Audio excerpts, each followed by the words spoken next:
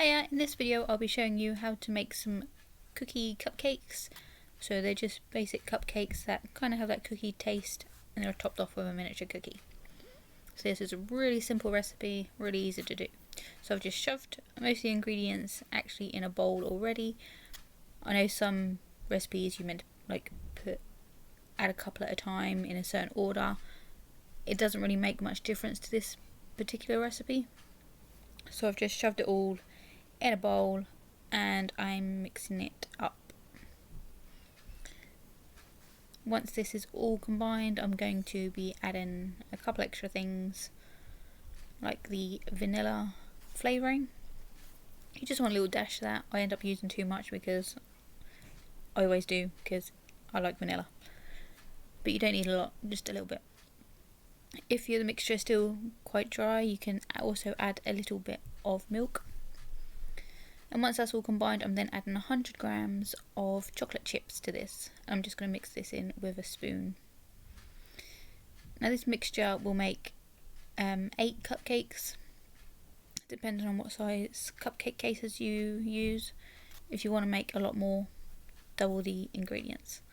So these are the size I'm using. It's like the large cupcake cases, the ones you can also use for muffins. So I fill 6 of these. But if you do use the little ones, obviously it'll make a lot more like these fairy cake size ones. I'm not sure how much they'll make on those because I rarely use the smaller ones. I like the big ones. I like a big cupcake. So I'm going to split the mixture into 6 of the cupcakes, pop them in the oven, and then I'm going to leave them to cool. Once they're cool, they look like this. They kind of look like cookies, I think, from this angle. I'm just going to squirt on a swirl of chocolate frosting. It doesn't really have to be neat because I'm stuffing a cookie on top of this as well. So I'm just putting a little swirl in the middle of each one to top it off.